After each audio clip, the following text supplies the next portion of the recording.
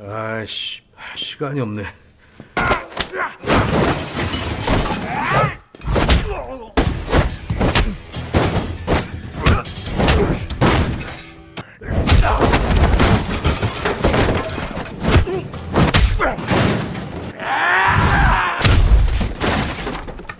Halo semuanya, seorang detektif bernama Detektif Masokdo mendapatkan sebuah kasus pembunuhan seorang wanita. Namun dalam perjalanannya, Detektif Ma yang menangani kasus tersebut menemukan hal lain. Kasus tersebut rupanya ada hubungannya dengan sebuah jaringan narkoba internasional. Sayangnya kasus ini seperti sulit dipecahkan. Adakah orang lain yang menutupi kasus ini? Dan akankah Detektif Ma berhasil menemukan pelaku jaringan narkoba tersebut? Tanpa berlama-lama, mari kita bahas film The Round-Up series No Way Out ini. Namun sebelum itu, tegakkan sandaran bantal tidur kalian, pasang headset, dan jangan lupa subscribe untuk mendukung channel ini.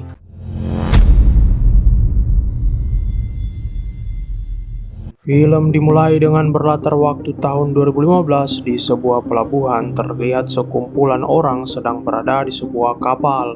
Terlihat sepertinya akan ada transaksi narkoboy. Tak lama beberapa orang datang. Pria ini adalah ketua dari kelompok narkoboy ini. Dia bernama Jo Sang-chul. Jo Sang-chul yang turun dari mobil kemudian melihat Sandra yang baru saja dipukuli oleh kelompok itu. Sandra itu adalah seorang polisi. Tanpa basa-basi, Sang-chul pun langsung membunuh polisi itu. Seorang kawannya yang bernama Tomo tak setuju atas perbuatannya, tapi Jo Sang-chul malah balik mengancam Tomo. Tomo yang takut pun langsung ciut, tak berani membantah Sang-chul lagi. Setelah itu anggota Tomo yang bernama Candy memasukkan tubuh polisi tadi ke dalam plastik. Namun sebelum itu dia kemudian mengambil pistol milik polisi itu. Setelah itu Candy pun membuang polisi itu ke dalam laut.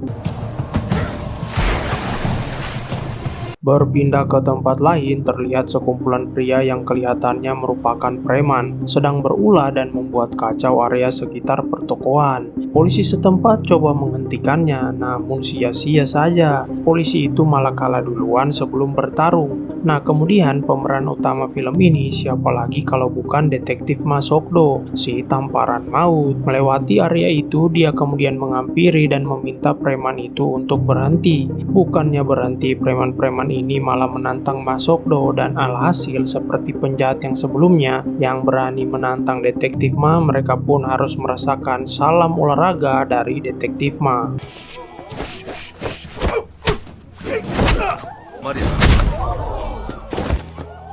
Di kantor polisi, Detektif Kim kemudian mendapatkan informasi tentang sebuah kasus. Detektif Ma yang baru saja tiba kemudian langsung berangkat ke TKP. Diketahui korban kasus tersebut merupakan seorang wanita yang jatuh dari lantai 8 sebuah gedung. CCTV setempat mati sehingga cukup sulit menemukan petunjuk lain. Namun diketahui bahwa sebelumnya wanita itu terlihat bersama dengan dua orang pria. Rekan Detektif Ma yang lain kemudian memberikan informasi ke Detektif Ma.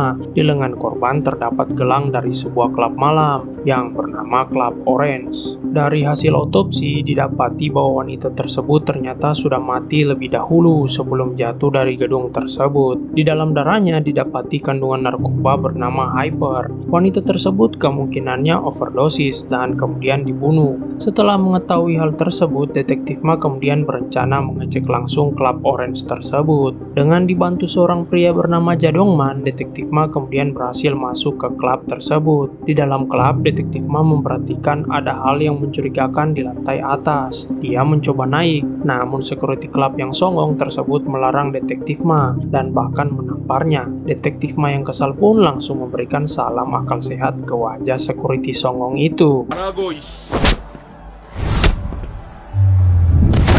Di lantai atas, Detektif Ma melihat dua orang yang melakukan transaksi narkoboy. Dia kemudian membuntuti salah seorang dari mereka yang sepertinya merupakan pengedar. Di toilet, Detektif Ma kemudian langsung mengambil narkoboy yang baru saja dibeli pria itu. Tak cukup sampai di situ, Detektif Ma kemudian langsung masuk ke dalam sebuah ruangan dan memergoki sekelompok anak muda bersama pengedar tadi sedang berpesta narkoboy. Detektif Ma kemudian langsung memfoto dan mengamankan barang bukti bukti. Setelah itu, security yang diberikan salam akal sehat tadi rupanya sudah sadar dan masuk ke ruangan untuk menyerang detektif Ma. Belum juga menyerang, dia harus kembali pingsan dihajar detektif Ma. Setelah menghajar security club itu, detektif Ma kemudian langsung pergi dan menangkap pemilik klub tersebut yang bernama Lee Sang-chul yang sedang asik bernyanyi bersama Ladies Club. Tak berselang lama, polisi pun datang ke klub tersebut untuk melakukan penangkapan. Di situ, detektif Ma berkata kepada komandannya yang bernama Jateng So bahwa ini barulah permulaan. Artinya bakalan ada kasus yang lebih besar lagi. Di sisi lain, Jo Sang-chul, Tomo dan anak buahnya pergi ke sebuah tempat. Di sana mereka bertemu dengan seorang pria botak yang merupakan anak buah dari seorang wanita yang merupakan penada narkoba. Jo Sang-chul mendatangi wanita itu dengan maksud untuk menjual narkoba hypernya. Mereka pun sepakat dengan janji dari Jo Sang-chul bahwa dia akan memberikan hyper sebanyak 20 kg besok lusa. Di kantor polisi, detektif Ma berhasil mendapatkan CCTV wajah pelaku pembunuh wanita yang sebelumnya jatuh dari gedung. Detektif Ma kemudian menginterogasi pemilik klub Orange tersebut. Dia memberikan sketsa wajah pelaku dan bertanya siapa pria yang terlihat di CCTV itu. Namun rupanya Bapak Lee ini tidak kooperatif saat ditanya. Dia terlihat tak mau menjawab pertanyaan detektif Ma. Tak kehilangan akal, detektif Ma pun terpaksa mengeluarkan salam olahraganya untuk pemilik klub tersebut. 청소할 때가 됐어. 박래야. 예. 언제? 아이고 얘가 왜 이래? 야. Kaget menerima salam olahraga, seketika Bapak Lee langsung buka mulut dan memberitahu detektif Ma tentang pria itu. Setelah itu bersama detektif Kim, detektif Ma pergi ke sebuah bar privat khusus untuk orang kaya. Mereka diantar oleh Jadongman. Sayangnya sampai di sana pintu bar tersebut dikunci. Detektif Ma kemudian membuka paksa pintu itu. Security bar yang melihat detektif Ma masuk kemudian langsung menahan detektif Ma. Detektif Ma mencoba bertanya dengan baik-baik kepada security itu mengenai pemilik klub tersebut yang bernama Jung. Namun security itu sangat songong dan terus mendorong detektif Ma yang seketika langsung dihajar oleh detektif Ma. Setelah beres menghajar security songong, detektif Ma kemudian langsung menggeledah tempat itu dan berhasil menemukan obat hyper. Detektif Ma kemudian langsung menginterogasi pemilik bar itu. Dia kemudian memperlihatkan sketsa wajah si pelaku. Pemilik bar kemudian mengatakan bahwa pria itu merupakan seorang pria Jepang yang membuat hyper itu sendiri. Dia adalah seorang yakuza bernama Hiroshi. Detektif Ma kemudian langsung menelepon komandannya Detektif Jang dan memberitahu hal tersebut. Tanpa berlama-lama, Detektif Jang bersama tim langsung pergi ke lokasi tempat tinggal Hiroshi. Mereka kemudian langsung menyergap tempat itu. Terjadi perlawanan dari Hiroshi dan temannya, namun tim Detektif Jang berhasil meringkus mereka. Di tempat tersebut ditemukan sekitar 20 kg obat hyper dan mereka juga menemukan pistol milik polisi yang dibunuh di awal cerita. Di perjalanan ke kantor polisi, tim detektif Jang menanyakan di mana mereka mengambil pistol milik polisi tersebut, namun Hiroshi dan kawannya tidak menjawab. Dan tiba-tiba sebuah mobil menabrak mobil detektif Jang. 내가 이것저것 싹 다 엮어서 최소 30...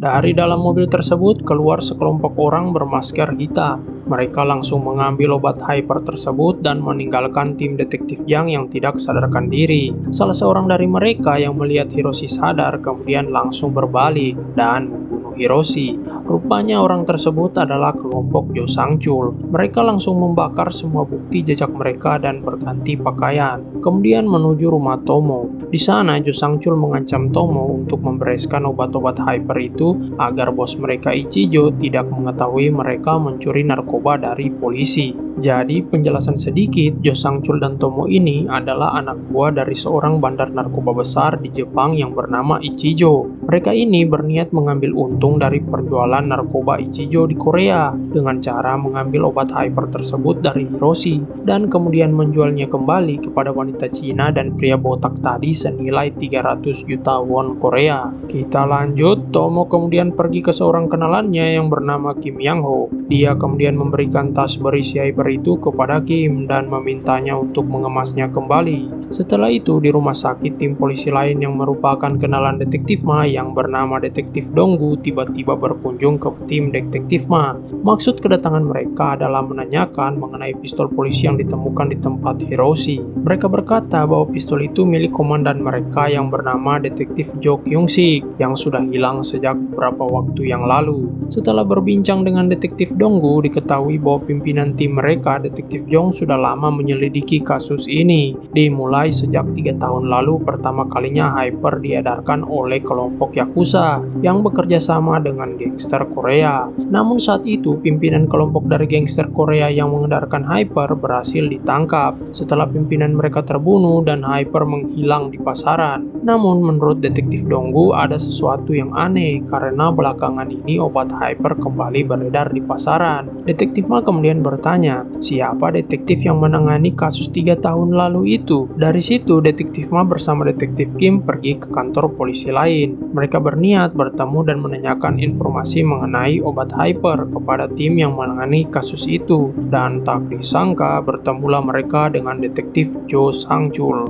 yang merupakan ketua tim unit investigasi narkoba. Di luar dugaan, rupanya Jo Sang-chul kampret ini yang merupakan seorang pengedar narkoba adalah seorang polisi juga. Bahkan anak buahnya yang sering bersamanya juga merupakan polisi.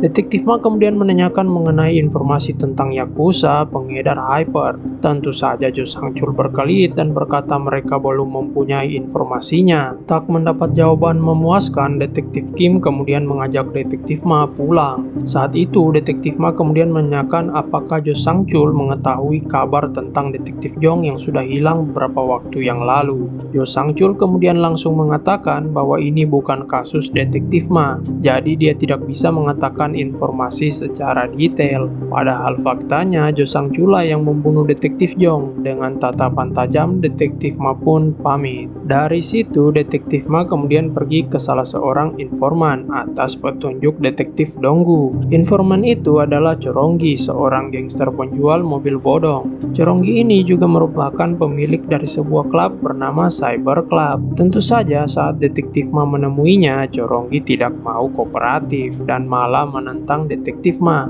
Akhirnya Choronggi harus diberi salam 5 jari oleh detektif Ma.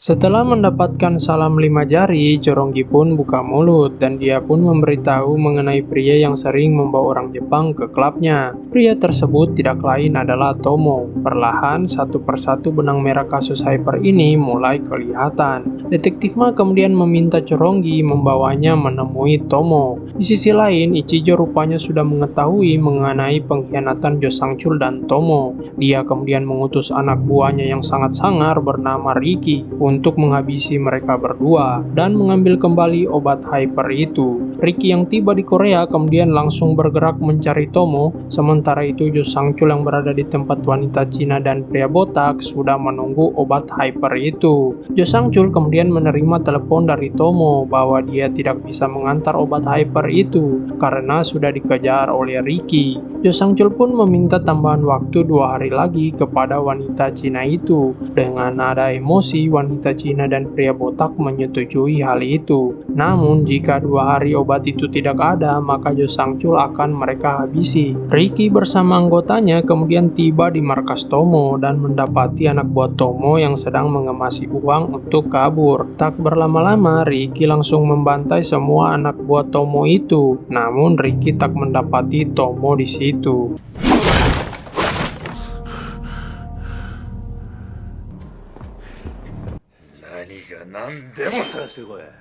Di Cyber Club, Detektif Ma datang mencari keberadaan Tomo, namun saat tiba di dalam klub, sekelompok gangster klub tersebut tidak mau diajak kerjasama untuk memberitahu di mana Tomo. Detektif Ma pun bertarung dan menghajar semua anggota gangster itu, dan terakhir Detektif Ma berhasil mengamankan Kim Yang Ho yang merupakan rekan Tomo. Di sisi lain, rupanya Tomo kabur ke sebuah hotel. Tak disangka Ricky berhasil mengetahui keberadaan Tomo dan langsung menangkap Tomo di sana. Tomo kemudian dibawa dan diinterogasi oleh Ricky. Ricky yang emosi karena Tomo tak memberitahu di mana lokasi dia menyembunyikan obat hyper, akhirnya menghabisi Tomo. Detektif Ma kemudian pergi ke tempat dia menahan Kim Yang Ho. Di sana dia bertanya mengenai jaringan narkoba Ichijo, dan dari rangkaian jaringan pelaku peredaran narkoba itu, ada salah satu kelompok mafia narkoba yang belum diketahui identitasnya. Menurut Kim Yang Ho, mereka adalah mitra dari jaringan narkoba itu. Atas petunjuk dari Kim Yang Ho, Detektif Ma kemudian mulai mendatangi lokasi-lokasi yang disinyalir memiliki hubungan dengan jaringan ini. Detektif Ma kemudian mendatangi sebuah tempat kapal pesiar.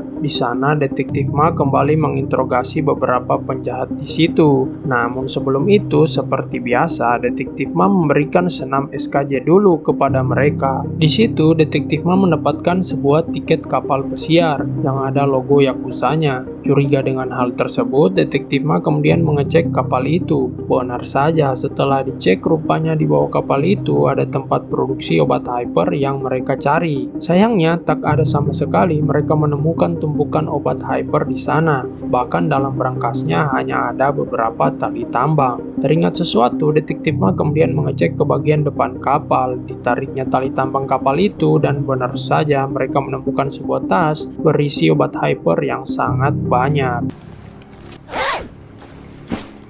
Berpindah ke sisi lain, wanita Cina dan pria botak yang ingin membeli obat hyper menagih janji dari Jo Sang-chul. Namun sayang sekali, Jo Sang-chul tidak memenuhi janji itu. Pria botak yang kesal kemudian mulai memukul Jo Sang-chul. Jo Sang-chul yang emosi pun membalas si pria botak itu dan akhirnya menghabisi si pria botak. Setelah itu dia kemudian meminta si wanita Cina untuk tetap membeli obat itu darinya, padahal dia belum tahu di mana obat itu berada. Detektif Ma yang mulai curiga dengan unit narkoba Jo Sang-chul kemudian mendatangi markas mereka. Di sana dia ditahan oleh anak buah Jo Sang-chul yang sok jagoan. Detektif Ma berkata dia hanya ingin bertemu Jo Sang-chul, namun anak buah yang songong itu terus berkata kasar kepada Detektif Ma. Hilang kesabaran, akhirnya Detektif Ma memberikan remasan cinta ke anak buah Jo Sang-chul itu. Dari sini Detektif Ma makin yakin ada yang tidak beres dengan unit narkoba itu. Detektif Ma kemudian menyusun rencana untuk menjebak Jo Sang-chul dan anggotanya. Dia kemudian mengajak Choronggi untuk bekerja sama sebagai umpan. Choronggi kemudian menghubungi Jo Sang-chul dan berpura-pura menawarkan narkoba yang mereka cari. Awalnya Jo Sang-chul tidak percaya, namun setelah melihat foto dari Choronggi, Jo Sang-chul kemudian mengajak Choronggi bertemu di suatu tempat. Rupanya Jo Sang-chul kampret ini lebih licik. Dia tahu itu hanya jebakan polisi. Dia kemudian pergi menemui Ricky dan mengajak Ricky untuk mengambil narkoba itu dari Choronggi. ならこれはなじゃお前が持ってんのか Detektif Ma bersama Choronggi pun pergi ke tempat perjanjian bertemu dengan Jo Sang-chul. Sesampainya di sana, Choronggi masuk sementara Detektif Ma dan rekannya mengintai dari kejauhan. Namun saat Choronggi masuk ke gedung itu, bukannya Jo Sang-chul yang dia temui, malah di sana sudah ada Ricky si wajah tegang. Choronggi pun kemudian berteriak meminta bantuan Detektif Ma. Detektif Ma yang masuk kemudian dipukuli dari belakang dan menyebabkan dia pingsan. Ricky kemudian membuka isi tas Choronggi dan mendapati hanya ada garam Himalaya penyedap makanan di dalam tas itu. Kesal kembalilah Ricky karena lagi-lagi dibohongi oleh Jo Sang-chul. Sementara itu Jo Sang-chul yang mengetahui bahwa tas berisi narkoba itu ada di mobil rekan Detektif Ma kemudian menyergap dan menghajar rekan Detektif Ma. Dia kemudian mengambil tas itu dan kemudian kabur. Saat itu rombongan polisi baru tiba dan menolong mereka. mereka. Rekan detektif Ma kemudian mencoba menolong detektif Ma yang dibawa kelompok Ricky. Namun sayangnya wawasan ilmu silat mereka yang kurang luas menyebabkan mereka dihajar oleh anak buah Ricky. Detektif Ma pun dibawa ke markas Ricky. Di sana detektif Ma tersadar Ricky yang tidak tahu sedang berurusan dengan siapa hanya santai-santai saja. Sampai kemudian detektif Ma mulai menghajar anggotanya. Setelah menghabisi semua anak buah Ricky, kini tiba giliran Ricky yang diberi salam olahraga oleh detektif Ma. Dan bisa ditebak Ricky langsung mendapatkan mimpi indah selamat tidur setelah itu.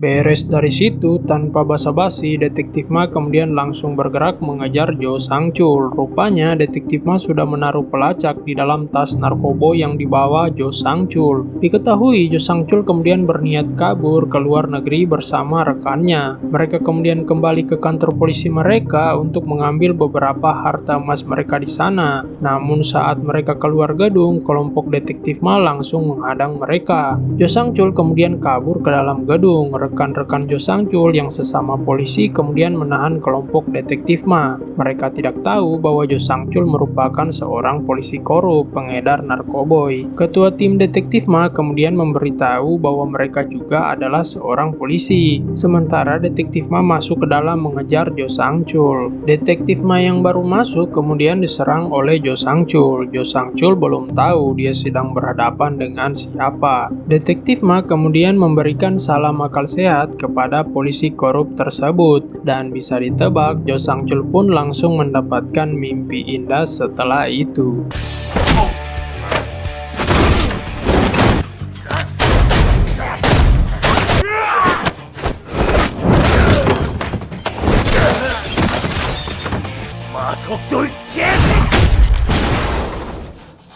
Setelah itu, kasus pun berhasil dibongkar oleh unit kejahatan detektif Ma. Oknum polisi baik yang dikira pengayom masyarakat rupanya seorang penjahat kelas kakap, pengedar narkoba, dan juga seorang pembunuh rekannya sesama polisi. Di akhir film, detektif Ma bersama rekan-rekannya kemudian merayakan keberhasilan mereka, dan film pun berakhir. Sampai jumpa di cerita film selanjutnya. Salam art film.